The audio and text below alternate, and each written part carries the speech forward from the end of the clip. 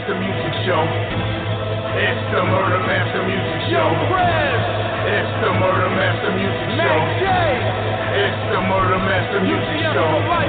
It's the Murder Master Music Show. It's the Murder Master Music Show. It's the Murder Master Music Show. It's the Murder Master Music Show. Hip hop is dead, but we don't resurrect it. You follow what mainstream says, but here it gets rejected. If you wearing tight jeans, don't expect to get respected. I'm from a time where wearing black was always on your checklist. From a time where faggots get checked if they reckless. From a time where if you got too much shine, we snatch your necklace. This real shit here, Illuminati, fuck the industry. We represent the street and they respect our street ministries. Hate no shorts and cut the middleman, literally. This hip-hop savior, our birth scenes like nativity. This a place where no one sells out for relevability, and the masses can get a chance to explore more creativity. You gotta be kidding me. If you call that hip-hop, niggas with box shades and fluorescent flip-flop. We killin' Big Brother, cause we know he watch. You don't like what I'm doing, then you can suck mine. And you don't Murder Master Music Show. It's the Murder Master Music Show. It's the Murder Master Music Show. It's the Murder Master Music Show. It's the Murder Master Music Show. It's the Murder Master Music Show.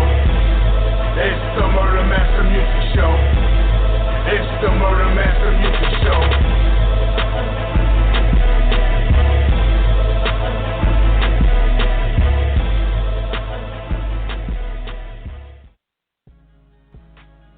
What is it, episode 297, the Murder Master Music Show. How's everybody doing tonight? Welcome my co-host, Mac J, coming out of St. Creeping Louis. on their ass. I'm over here across the river in southern Illinois, middle of nowhere. Yeah, actually, folks, tune in next Thursday to episode 300. You don't know who the hell is going to show up. It could be Rick Ross. Regrettably, it won't be Mr. Jerry Heller. Rest in peace to a good friend of the show. He's been on several episodes of the show, and they just laid him to rest today on Eazy-E's birthday. So it's only fitting that tomorrow night, episode 298, is going to be Eazy-E and Jerry Heller tribute show. So I want everybody to tune in for that as well. Then Friday, this is kind of like author week. Tonight, before we get to Friday, tonight we're having a return guest, Byron Big Naz Williams, author of the brand new book Umbilical, which I read some of it. It's phenomenal. Also, he's the author of Shady Business. Last time he was on the show, a few days later, I think the internet fucking blew up or something. That's all you saw was the interview we did with Mr. Williams, and we're honored to have him back on the show tonight. And like I said, Friday we're going to have Ben Westhoff back on the show. His book, Original Gangsters, comes out actually on the 16th. Or the 13th. Actually the 13th, my bad. But also tonight, since we're in Detroit, we're going to get to our guests here in a minute. We got a homie, The Kid of BTG out of Saginaw. After Big Naz comes on, we're going to play one of his tracks. I actually heard of his mixtape. I'm going to let him talk about it. He's a young kid, but he's flowing. He's got lyrics, and that's why we're putting him on the show tonight, because I have so many young kids send me some mumbling mumbo-jumbo that I can't understand. This kid sends me a fucking deep cover beat, just flowing it, ripping on that motherfucker. Why not have him on the show? Why not? You know what I'm saying? Shout out to the kid of BTG out of Saginaw, Michigan, who's also related to Scambino Mob. We'll talk about that a little bit later. But without further ado, let's bring on the homie Byron Big Naz Williams, author of Shady Business and Umbilical. Mr. Williams, how you doing, man? Man, I'm great, man. I'm so happy to be back, man. Boy, hey, we made some noise, didn't we? Yeah. We tore shit up. We made some noise.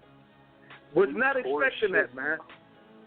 Neither was I. I mean, I knew I was expecting, a little bit of, headlines, because, we get press all the time.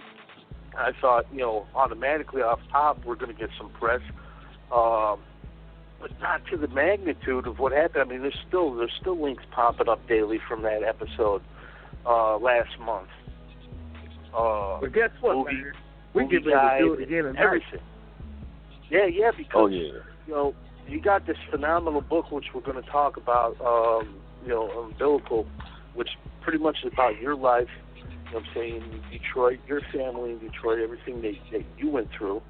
Whereas Shady Business was pretty much what you went through with, while being Eminem's bodyguard.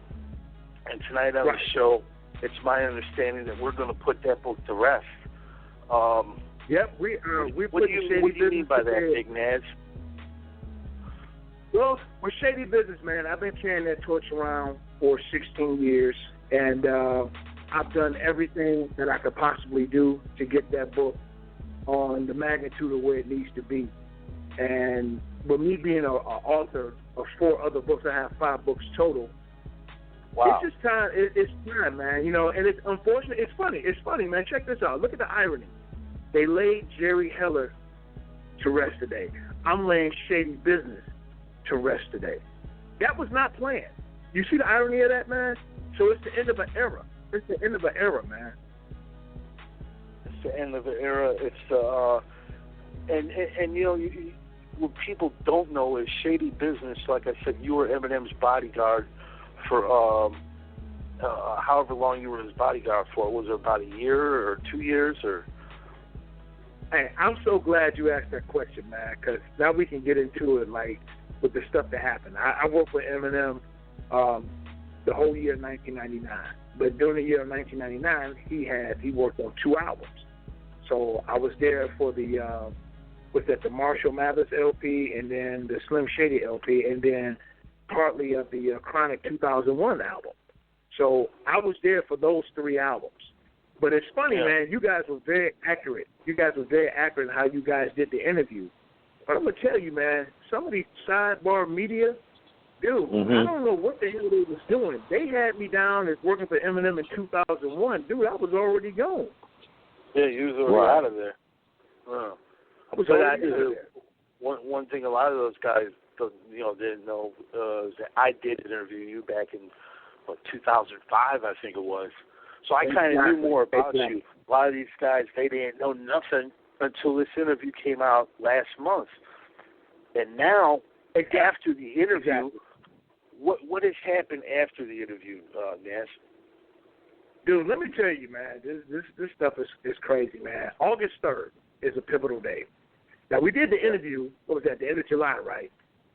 Whatever happened on August 3rd, I was on my way to work. Actually, I'm going to tell you a quick story. I woke up that morning, I got an email from my agent in regards to the movie deal. And it was some terms and conditions in regards to the movie deal. I was like, okay, cool. I'm going to try to work some things out. I go to work. I'm at work. I'm getting texts all day. Man, congratulations on your success. Congratulations, that and the other. Now, in my line of work, I deal with criminals all day. So I wasn't able to really check to see what was going on. So I get off of work. I'm still getting all these texts. I don't know what's happening. I go to the bar. I still don't know what's going on. I'm having a drink. I'm trying to unwind from thumping around and dealing with these fellas, man. So by the time I get home, it's about 2:30. I go home, I get on my computer. I check Facebook. I got a ton of messages. Hey, man, we just seen you on Dish Nation, man. I said, what are you talking about? I didn't do nothing with Dish Nation. Then some said, turn the TV on. I turn the TV on, and there it is.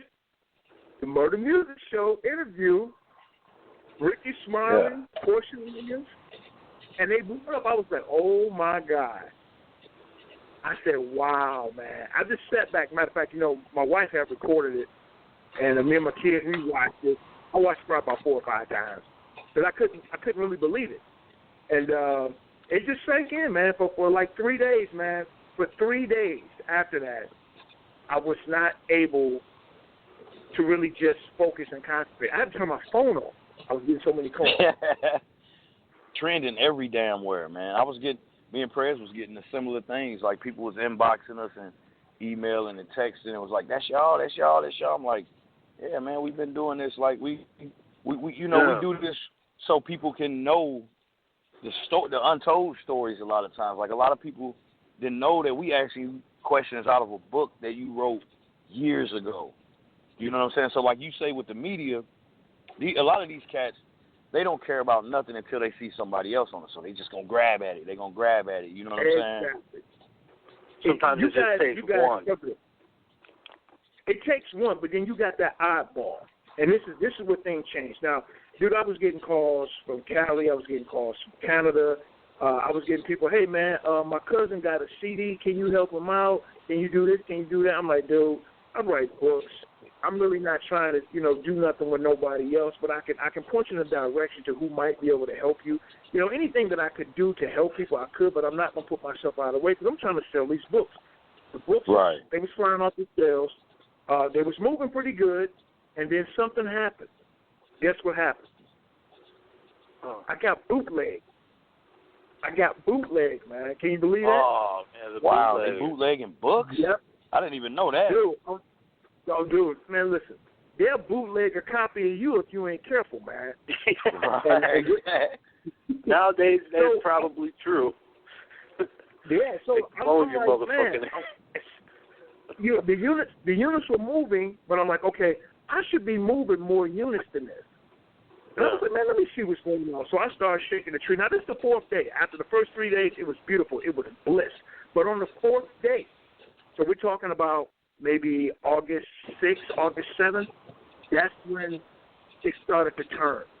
So the interview that you guys did, which was a wonderful interview, now they took the headline. You ready for this, man?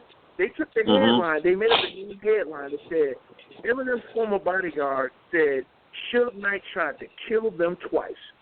I never said, I've always said, even in the book when I first published it, that Suge Knight sent his henchmen twice. Yeah. It's all in the interview. It's all right there, the audio. Exactly. I don't get where they get these headlines from. I don't. It's like, do they even listen to it? Do they even fucking listen to it? It's crazy. Check this out, man. Here's my theory. The fourth day was a rough day because now I find out that my stuff is being bootlegged. I reach out to the guy that's bootlegging my stuff. I send him a nice little threatening letter. We worked some stuff out. We correspond back and forth. It wasn't just my book. It was everything Eminem. So I said, look, man, you got to take my stuff down, man. You killing my sales right now. So he said, all right, man. So he took it down. But, I didn't even ask him how many illegal downloads happened with the book. I said, you know what? I don't even want to get mad. So I just let that go. He took it down. I was cool. So now I'm sitting back. The local news here in Detroit, now they're saying Eminem former bodyguard alleges that Suge Knight tried to kill them twice. I'm like, dude, that's not what I said. This book has been out for 16 years. That's not what I said. So now I'm feeling some kind of way, man. I'm like, man, why are they doing this bullshit, man? So I sat back. I said, you know what? I need to clear my name. So I sat down. I did a video, and I was feeling some kind of way, man. I'm like, because I don't like people messing with my name. Don't mess up my name. I posted it to Facebook. I posted it to Google. I posted it to YouTube, and I sat back for about 5 minutes. And then I turned around and took all 3 of the videos down. I said, you know what? I learned something that quick. If you let the media, if you try to stop the media from eating, which means selling advertising in the headlines, if you stop them from eating, they're going to make you starve. So I had to sit back for an additional week and let them talk stuff about me, man. And when I did that, the books took off even more. I sold a ton of audiobooks. And I got a ton of Kindle reads, which, equates to royalties and more money. Right. But I had to sit back and take that, man. You know how rough that was? Well, I can only imagine. I mean, yeah, because you didn't say that. I mean, it's like I said before, it's in the audio. The words exactly. But most kill people don't know. Never came out your mouth. Never came out my mouth. Man, that's reckless, man. And what people don't know, Suge read the book 16 years ago. But check this out. Here's my theory, man. Here's my theory with some of the reckless media. And, of course, all publicity is good publicity because they equaled in book sales. And, the book is still selling. But check this out. Here's my theory, man. Suge is on trial for murder. Right. Let's try to tamper his case. Let's try to tamper his case to sway the jury to say, since the bodyguard supposedly said this, let's throw this out here to mess with his case. To ensure that he don't ever get him. Thinking that same shit, man. I ain't even lie. I was like, he be getting ready to go to court again, so here they go, you know. Hey, man, let me tell you something, man. That was foul as hell, and that is reckless. Don't use me. Don't use me as your mouthpiece or something that I did not say in order to change the outcome of a man's trial. I thought that was very wrong, man. And I don't be honest with you, man. When I seen that, I was like, wow, they used me as a pawn to go against you, and that's not something that I said. And this man read the book 16 years ago, and I never said that. I said, but that's clever media tactic. So when you say people are guilty in the court of a media, they already found the man guilty by twisting the headline with a beautiful interview that you did to try to say that Suge is guilty because the Eminem's former bodyguard said this, and I didn't say that. And I thought that was wrong as hell, man. So I wanted to take this opportunity right now to clear that nonsense up, man. And then not only when one person in the media said that and they put it online, I ain't going to say all, there was a majority of other media outlets started copying and pasting the same story and just running with their headline. And I was like, wow. But Vibe magazine came in and cleared a lot of it up, man. And they went back to the same roots of what you guys did with the interview. Yeah. Yeah, exactly.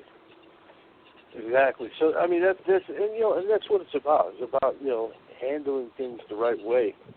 You know what I'm saying, as far as what you say and what someone presumes you said. Like there was other headlines too about the movie, and you said that things were in the works. You know what I'm saying? People already said Eminem to have new movie, and it was like, Jesus, what's wrong with you guys? Dude, what's wrong? They ran with it. Yeah, check this out, man.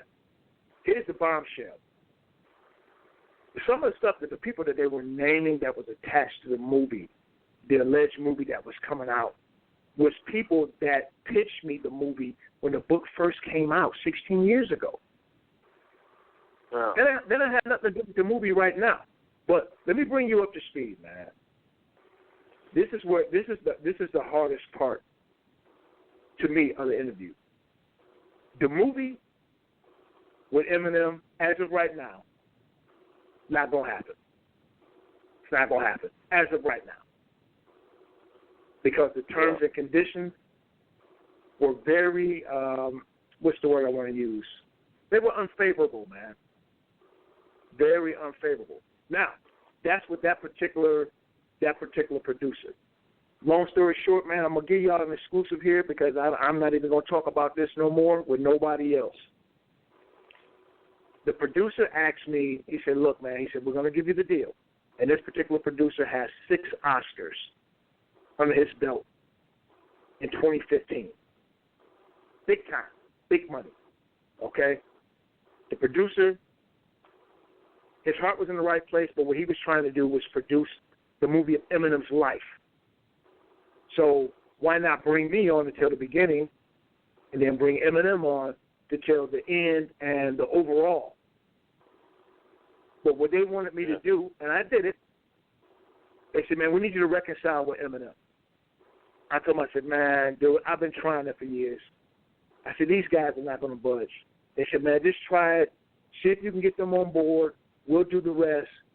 So I had to sit back now over the course of another couple of days, and I drafted a letter. I contacted Eminem's road manager via text, and he was like, well, I don't understand what you need me to do. I said, I just need you to hear me out, because he wouldn't take my call. So we just corresponded by text and email.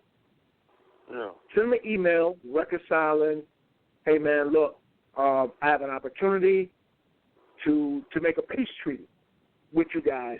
I want to bring something to the table. I'm going to bring something to the table.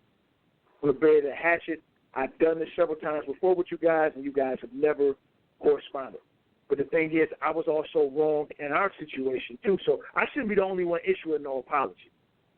You understand what I'm saying? Yeah. Right. So now, he said, okay, send me what you got. So what I did, I had the road manager, running up the flagpole to Eminem, and then up to Paul Rosenberg, which is Eminem's manager. I talked to my agent and the producer to handle the legal part. So by the time they got up to Paul, dude, their ears are wide open. Like, man, what does he possibly want to do? So then after that, it went quiet for a minute. So okay, I said, all right, so I'm gonna sit back. So my agent said, we're gonna contact these guys. So they started talking back and forth with them by voicemail and text and so on and so forth. We thought the deal was going through. I get a call that following, I'm going to say that maybe that Tuesday, from the legal team in L.A. Well, my agent there, he said, Byron, I just got a call from Eminem's attorney. He said, I'm going to call you back. So he talked to them. He called me back. He said, dude, they don't want to do the movie. I said, you know what, man? I said, I hate to say it. I kind of had a feeling that they were going to do that. But here's the thing, man. You're talking about potentially, hear me out, an $800 million to $1 billion box office. Straight out of Compton did $400 million. So it was going to double what Straight Outta Compton did, man. So you already know what I went through looking at them numbers, man. That's a lot of money, dude. That's a lot of money. What y'all think about that, man? Man, I'm just thinking of them numbers, man. I'm like, wow. Yeah. But check this out, dude. Yeah. Here's the thing, though. When one door closes, another door opens. Exactly. So the great part about that, the movie rights are back on the floor. I still own the rights, and I still have the rights available to other producers and directors to look at. And there's already some other producers and directors looking at it. Potentially, we're looking at a bidding war right now. So, truth be told, here's a lesson to a lot of entrepreneurs and music people and writers. If the deal comes your way and it's not the deal that you want, don't take it.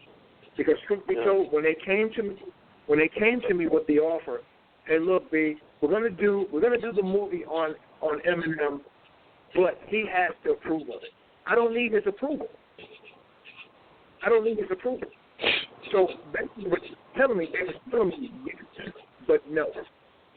What I should have said, hindsight is always 20/20.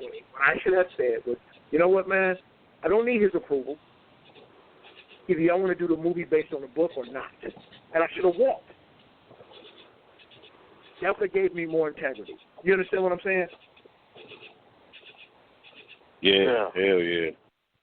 Exactly. But it's still going to happen, fellas. It's just going to take a little longer, and that's what made me come to the conclusion about, you know what? It's time to put shady business to bed. The books and the audio is going to always be on sale. I ain't stupid. I ain't going to cut my money off because it brings in a nice little source of income.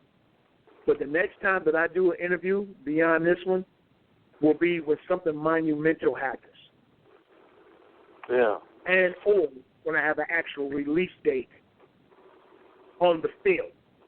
Because at this point, there's nothing else to talk about. And I'm not bitter, man. And believe it or not, I ended up contacting those guys, talked with my dad. I said, Dad, what do I do? How do I handle this? He said, well, son, you know what you need to do?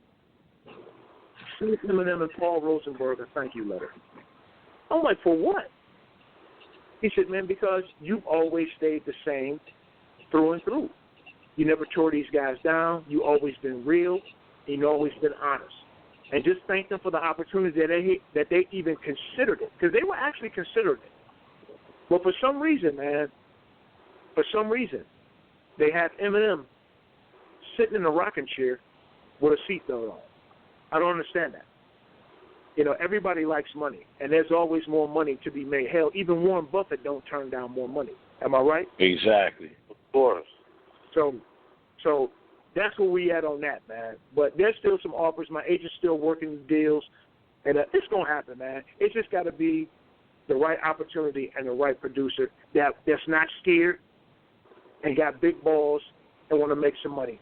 And right now, I'm really hoping that Lee Daniels takes on Shady Business and produces Shady Business as a movie, because he ain't scared, man. I think Lee Daniels is the guy. That's the guy to do the movie, man. Yeah. That'd be dope. Yeah, I tell you, that's definitely, and it can lead from there into umbilical, which we're going to get to in a minute. But like you said about Shady Business, let's put it to bed how the relationship you had with Eminem went. How did it end? How did everything just fall apart between you guys? Well, you know what? Once again, the way that the book is ending and the way that my relationship is ending with him, it was about money. And this industry is about money. It's about terms and conditions. And even now, man, I got to be honest with you. And I know a lot of people are mad at me for even being so balanced, man. I don't have no ill feelings for that guy, because I'm a writer. And this deal wasn't a deal for me. So guess what? That means something bigger is going to happen. And I truly believe that a guy like Lee Daniels can take it to that next level, because Lee ain't scared of nothing, man. He ain't scared of nothing. You see what he does on Fox with Empire. Imagine what he can do with the movie Shady Business at a box office. Right. Exactly. So sometimes what you think is a big deal, it's not a big deal. And if you sit back and just wait and you watch, then I'm still going to get that money, man. It's going to happen. Like I said, there's still other producers and directors just waiting. See, what happened was when these people started putting the stuff out there, they made it seem like the movie was already made. And that's why I want to clear it up. The movie's not made yet. We were trying to close on the terms. But guess what, Hollywood? The rights are still available. Y'all might as well go ahead and jump in on this bidding war and let's get this thing done. But it's got to be done based on the book. And y'all can't be scared. If you've got scared money, don't even come my way. I sat on this book for 16 years. If I got to sit on another 16 more, I'm with. I got 4 other books. Yeah. No, I mean, yeah. You're an author. You're not, by no means bound to do anything for anybody, that you don't want to do. And hopefully you get the right deal that you need, you know what I'm saying, for this film. Okay, so you had the fallout with Eminem about money. But what about the big blow-up at the end? What happened with that? What's that? I'm sorry. The big blow-up between you and Eminem. Wasn't there a final, a final fuck you and goodbye, or a final? The last time that I seen him, is we both had our hands on our weapons. That's the last time I seen him, and that's in the book. Wow. That's the last time I seen him. So you guys were ready to kill each other. Dude, I don't want to put any words in your mouth, but I mean, you said you guys had your hands on your weapons. That sounds like we had our hands on our guns, man. We had our hands on our guns. Okay, Corral, man. We had our hands on our guns, and that story is in Shady Business. That's all I'm gonna say about that. Y'all gotta check that out. That's how the relationship ended with Em and I. We had our hands on our guns. And you know what's funny? That was the same gun I took him to go get registered. In fact, he didn't have any cash on him at the time. I paid for the gun to be registered. Wow. Yeah. So it was a gun that you got registered for him that he pulled on you. Did he draw first, or did you? No, And what how did it it get was, to that man, point to where you guys were so heated that, you know what, I'm going to pull my pistol? it was about the money. It was about money. You know, because I got to leave something for the people to go read the book. It was about money.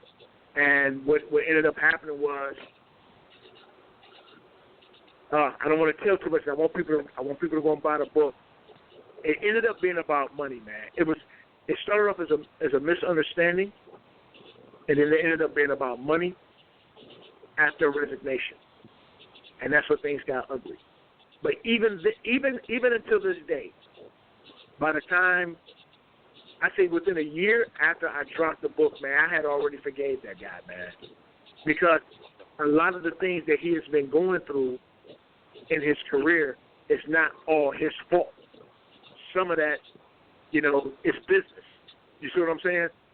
Some of that is business. And sometimes in this music industry business, man, you got to do some things to offend people in order to protect your status, even though you don't want to. But when you do that, you lose a lot of friends. You lose the real people around you.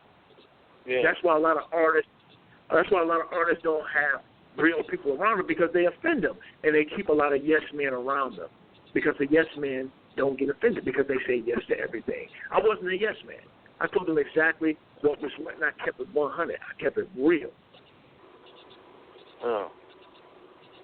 Well, everybody, go out and get that book. I mean, that's crazy that the last time you guys saw each other, you guys pulled weapons on each other. But Shady Business, go out and get that book. And like you said, you wrote several other books, the newest being Umbilical, which later on tonight when I upload this interview at UGSforlife.com, inside the show link, there's going to be a link where you can actually get the book. Tell everybody about Umbilical. Where does it begin? And you know what I'm saying, where does it kick off? Check this out, man. You know, when I was writing Umbilical, man, that's a 2.5-year project. That book is basically how a little boy grew up to be a famous bodyguard. And I'm not saying famous as in being arrogant, but, you know, it is what it is. Some of the things that I went through, being raised by, you know, both parents, but I had a mother that was an aggressive nurturer. And she basically groomed me to be a bodyguard. And I didn't even realize that, man. Some of the stuff that she took me through, some of the stuff that I experienced in Detroit, some of the things that I witnessed, some of the things that I did myself, put me in a position to be a protector. I've seen a lot, man. You know, that book talks about a lot of my struggles, a lot of my failures. You know, I hate to say it, dysfunctional families. I come from a loving family, but of course, like all the families, we were dysfunctional. You know, a 2-parent household, and I ended up at the end of my mother's life, and all the stuff that I went through with her. Even though I love my mother to death, she was beautifully flawed. I had to end up taking care of her until her dying days. But some of the things that I went through, from the time that I was born and to the time that I buried her, man, it is phenomenal. I'll tell you that it's like your mother, Naz. Huh? I said rest in peace to your mom. Oh yeah, man. Mom was a trooper, man. Mom was a trooper, and you know, and Umbilical was actually my mother's idea on her deathbed. She said, "Son, you should write this." I said, "Mom, you sure?" Wow. She said, "Son, you got to write this." I said, "Mom, you know our past." I said, "It's rocky." I said, I got to tell it all. She said, "Tell it all. It might help somebody else." This is one of those books. It's about love, betrayal, forgiveness. It's about family, man. It's a family book with a street edge. Imagine the color purple fused with the wire. That's what Umbilical is. Oh, yeah. Wow. Yeah, that's what it is, man. Wow. And it's no fluff. It's all real. It's all real. And it's gunplay. In Detroit. What part of Detroit did you grow up in? Well, man, I grew up on the east side, 7 Mile, man. 7 Mile. Okay, yeah, we're East Shop. And then, so you 7 probably Mile. knew his older brother, James Smith, and that. Cats like Reginald Nelson, Chum. My uncle managed those guys. And so yeah, our families are pretty pretty close by way of my uncle Al Williams. He managed those guys. Yep. But yeah, man, Wow. and I actually I'm in the process now with the book Umbilical.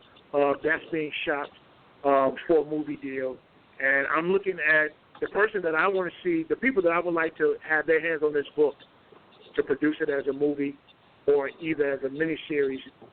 It's either, of course, Oprah, Tyler Perry, Lee Daniels, Ava DuVernay, Spike Lee. TD Jakes, he has a film company. So it's that type of book, man. It's very family-oriented, but it's definitely gangster, too, man. It's definitely gangster. Yeah. Yeah. Oh, yeah. I was looking through it, and I read what you sent me, and what I read of it is very, very interesting. It shows you your struggle, but as well as you give your family history in there too. It sounds like it's going to be a real deep book. Now, it's available right now, right? Is it just online, or is it available in bookstores, or? Yeah, it's at the bookstores, Walmart, Target. It's on Kindle, Amazon Kindle. It's on Amazon.com. There's one thing I want to tell you guys. When I was in the beginning stages of being a bodyguard, I think that was right around the time I just finished doing a detail with Tupac. Me and my mother had like a serious falling out. And I opened the book up with this chapter. My mother, in our conflict, walked me down the street with a 12-gauge shotgun to my head on the 4th of July. And that particular part of the book is called 12-gauge Parade. And we're talking about. Dang. You see what I'm saying? Your mother was gangster. Man, she was gangster, man. She's walking her son down the street. I thought the broomstick was bad, or the switch. You're getting the 12-gauge shotgun to the head. Now look, we're talking about a guy at that time, 22, 23 years old, 6'8", 275, pure muscle. Said something out of the way to my mother. The block is hot. Everybody out on the porch, everybody outside. My mama put me in my place, walked me down the street, a complete block, racked up the 12 gauge in the middle of the street, walked me down the street with a 12 gauge to my head. Man, when I say people shoot in their plates, they barbecue, they drinks, that's how the book opens up, man. What a way and I was to a open it up. bodyguard at the time. I was a bodyguard at the time. You see what I'm saying? Yeah, Mom's Duke wasn't playing around. Man, she was playing, man. Yeah. She wasn't fucking around.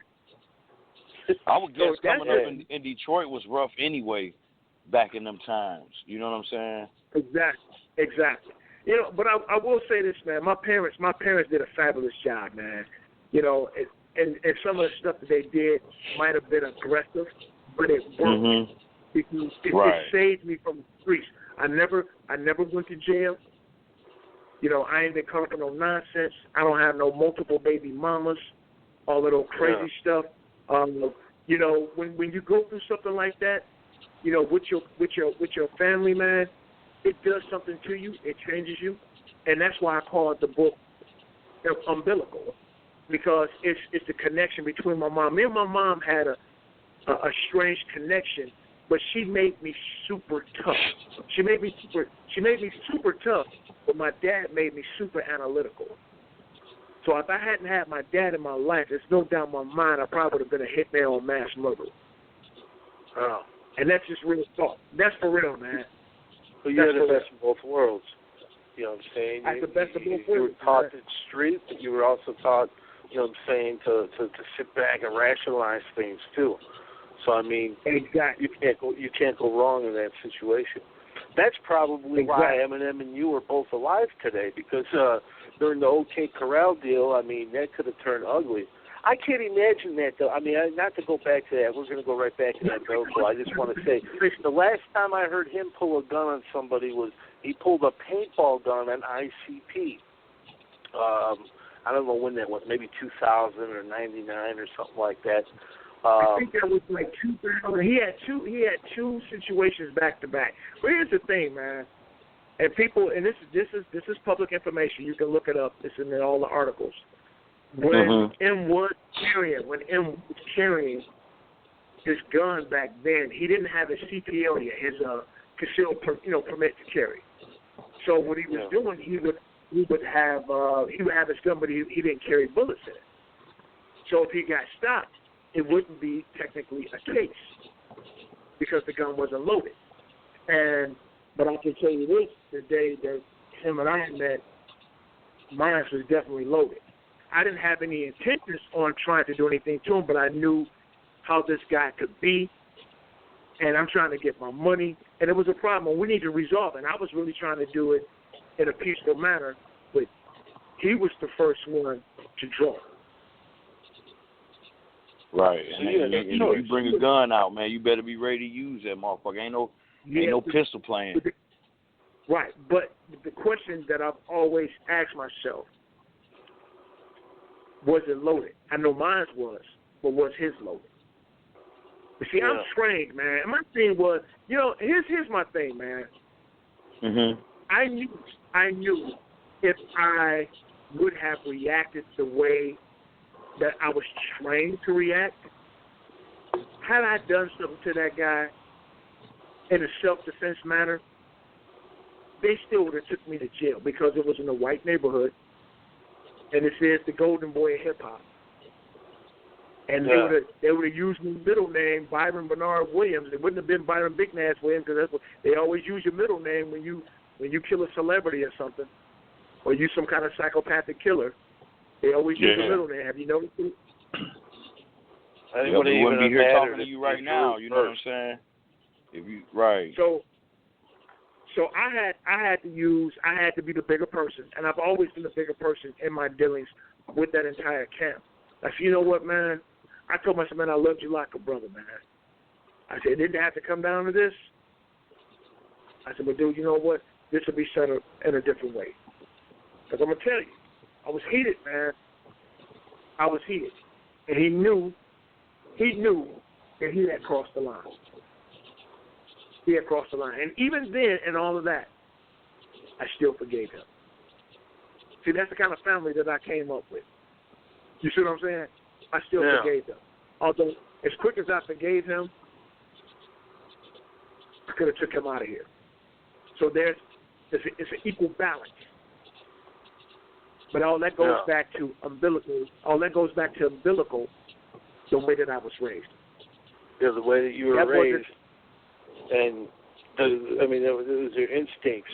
That was the analytical side kicking in, like you were just talking about. Exactly. Well, hey, good thing you're both are here. Man, you know what? My thing is, I've always wished that guy the best. I don't wish no bad on him. One thing that I'm gonna be honest with you, man. It's a little disheartening, man, that the guys wouldn't even respond directly to me in regards to a reconciliation, because I've tried several times over the last 16 years. This wasn't the first time because the movie deal came out. I've tried several times. So I just thought this would be a good way for me. In my mind, man, maybe it was a pipe dream, but in my mind, this is what I see. I bring food to the table so we all can eat and we can feed our kids for generations to come. Feed our kids for generations to come. We do talk shows together talking about the movie Shady Business. And we go to the movie premiere together, Shady Business. That right there is the ultimate ebony, ivory, American dream resolution of any kind of racism because we resolved it.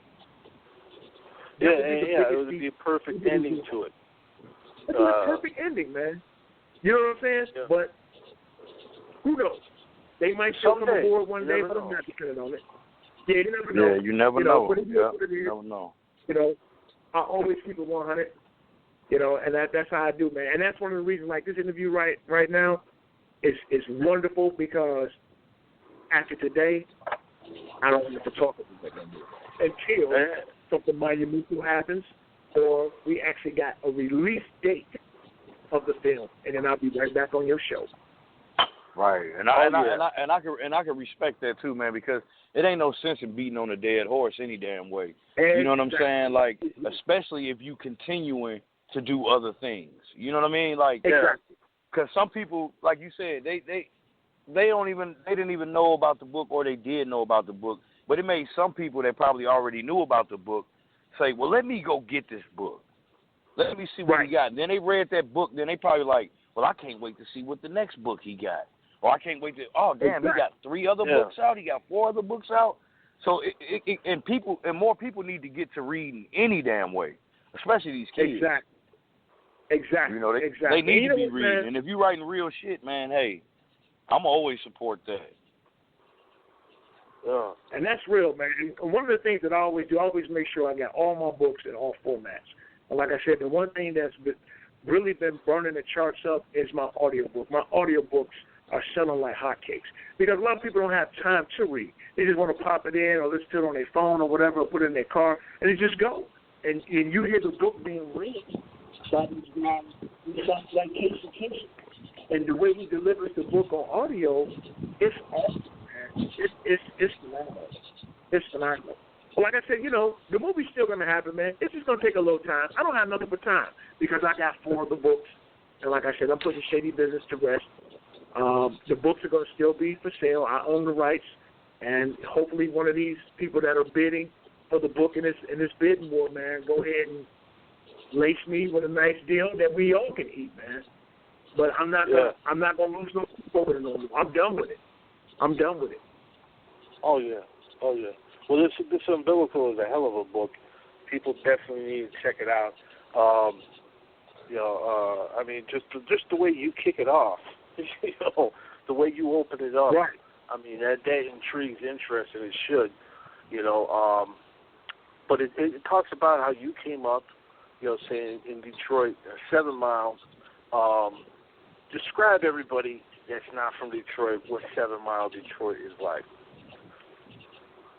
Well, back then, when I was coming up, man, the area that I stayed in was a beautiful mixture of middle class, when it was a middle class America encased with the project housing. And that particular area was like the streets were clean, you know, people were family, you knew your neighbors, everybody spoke, they talked. The neighbors would look out for other neighbors' houses when they was out of town. They wasn't waiting to break in your house when you went out of town. It was a family-oriented area. It wasn't like what you see and hear on the news now. Even still now, Detroit is a city that we grind, we love hard, and we always getting kicked in the nuts. Nobody want to see us come up. Nobody want to see us succeed. And sometimes that's even people that's in your own city that has the capability of helping you and pulling you up. They kick you in the nuts, whether it's a celebrity or somebody that has a job, because it's like crabs in a bucket. But it's a lovely city as far as entrepreneurs and people grinding, man. It's making a comeback. It's making a comeback. You know, there's some beautiful people here. Don't get it twisted. There's some beautiful people in Detroit. But it's a grimy city, man. And what I mean by grimy, like you got to hustle. You got to hustle. Yeah. You can make it in Detroit. You make it in Detroit, you can make it anywhere in the world. And then, Detroit is definitely, known, for, not only just violence. It's known for wonderful music. It's known for, the auto industry. A lot of great things. You know what I'm saying? But nowadays, it almost seems like we give all this aid money to all these different spots, but certain places in Detroit look like a bomb went off. You know what I'm saying? But you know what, when you grow up, I mean, does it hurt you to see that happening now? With all those memories you had from your childhood? You know what hurts me to see what happens when people come in from outside of the city of Detroit and take footage of Detroit, and they go to the worst spot, and they shoot footage of a house that's condemned or abandoned with tires in front. Man, the whole city is not like that. Dude, it's so much money in the city of Detroit, man. Man, you got $1 million homes in the hood, okay? I'm talking about where it's blue-collar people that own those homes. You know, you got $1 million homes that sit right off the water. You got Boston Edison District, which is in the heart of the city. In fact, you got people from L.A., you got people from China, Australia, coming to Detroit and buying up these big houses, and they're posting up. You got white America coming back into Detroit from other spots around the world. So it's a flourishing city, and people don't understand, really, it's an international city because we sit right across the water from Windsor. So it's a city that's thriving. There's a lot of money here, man. And I ain't talking about street money. It's a lot of money here. You got to have money to stay in the city of Detroit. Matter of fact, your car note and your insurance note is the same amount. Right. So you might be paying $700 for a vehicle a month. Oh. So it's a lot of money here. People got money. But it's just that we're put in this category where, you know what, Detroit is high risk, so we're going to charge them a little bit more. Yeah. We're going to charge them a little bit more. And that's foul, man. That's wrong. I blame the government. They do the same type of shit here in St. Louis too, because St. Louis is a violent city too. But you know especially the mainstream media, they don't never try to highlight none of the decent shit here. They just want to focus on what happened in Ferguson. You know what I'm saying? The violent crime rate, but it's a lot of good shit going on in the city at the same time too. You know what I mean? Exactly. People talk about Detroit, man. It's three things that they talk about. They talk about basketball, football. You talk about the Lions, the Pistons. You talk about the Red Wings. You talk about Eminem, Kid Rock, and then after that, it's like really nothing else. They talk about positive, but it's so much more.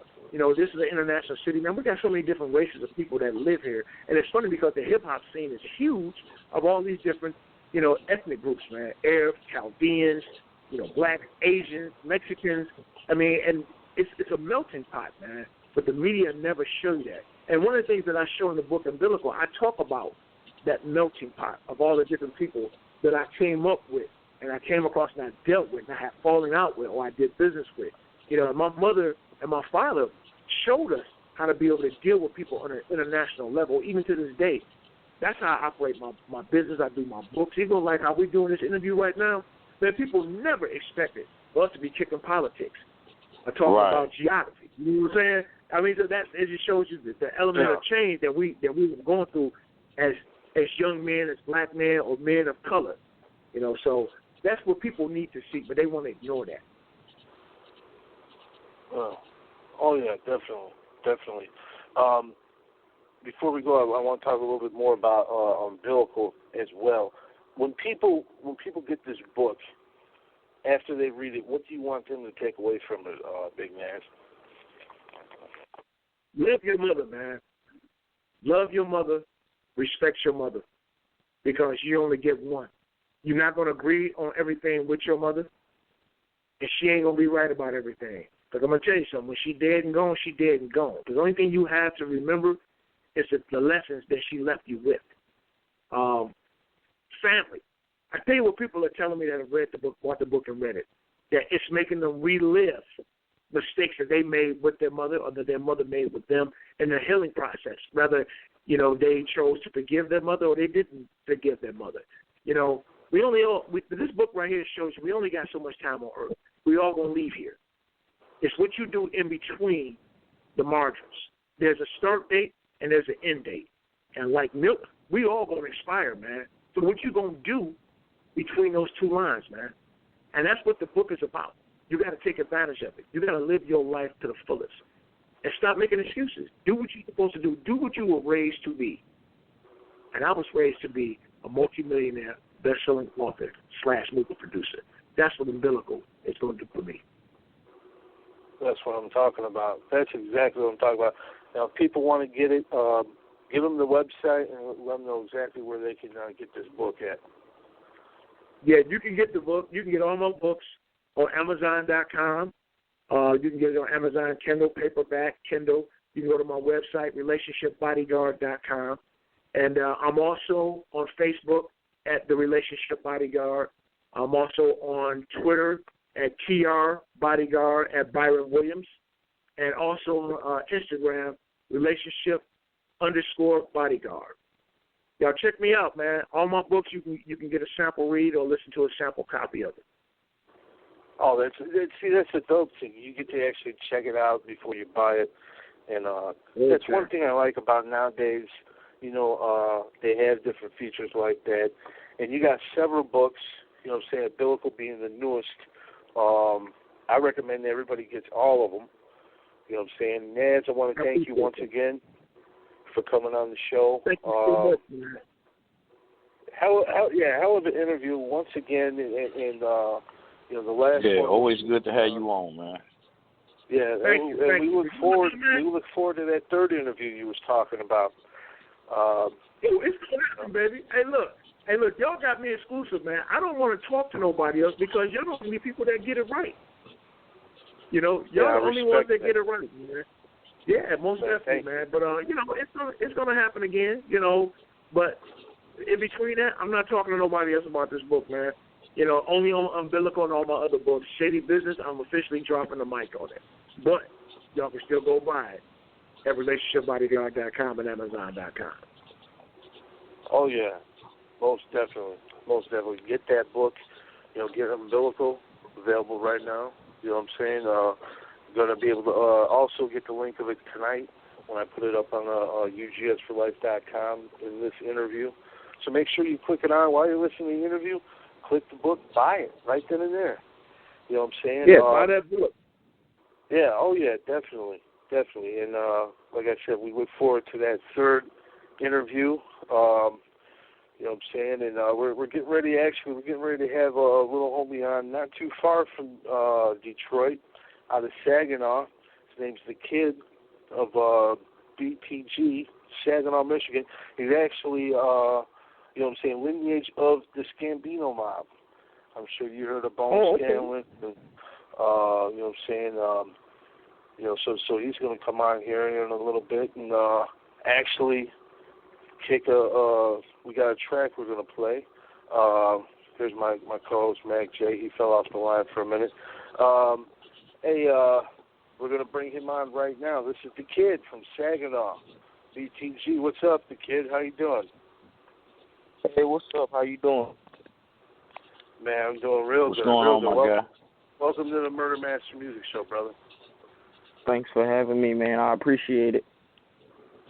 Oh man, it's an honor because I'll tell you why. Well, for one, you're humble, but two, you're persistent, but three, you're lyrical. A lot of kids. First of all, how old are you, if you don't mind me asking? I'm 20 years old. So you're 20 years. Okay.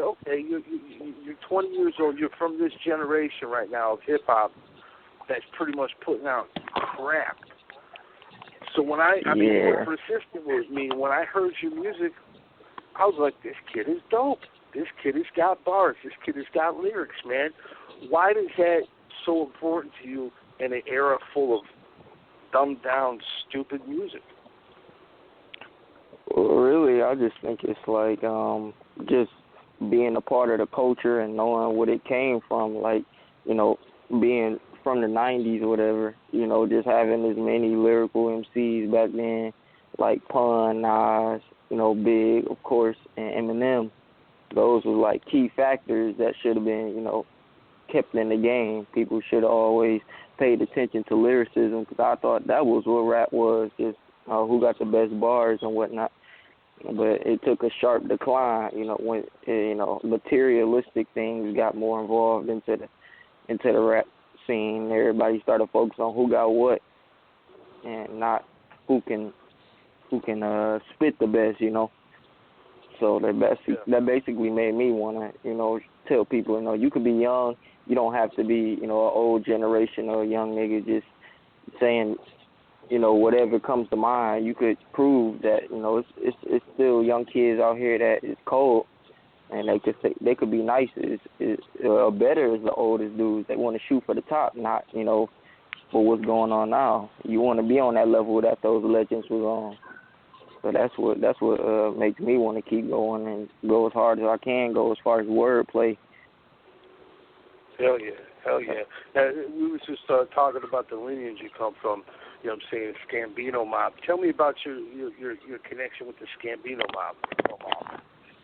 Actually, that was like kind of a offshoot of the Scanless family, and that was like one of the underground groups in Saginaw. You know, it was my uncle Mac the Jacker. You know, Bone Scanless. They was all one group.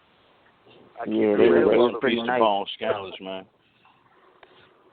Yeah, they had a lot of people, you know, rocking with them, and they was actually, you know, in talks with Tommy Boy trying to get deals and whatnot.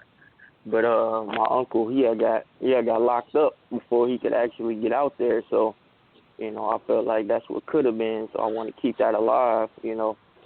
And it's just coincidence that it's kind of like the same thing, like the mob type rap. I wasn't even, you know, heavy into it until I got older. But when I was young, I was saying a lot more.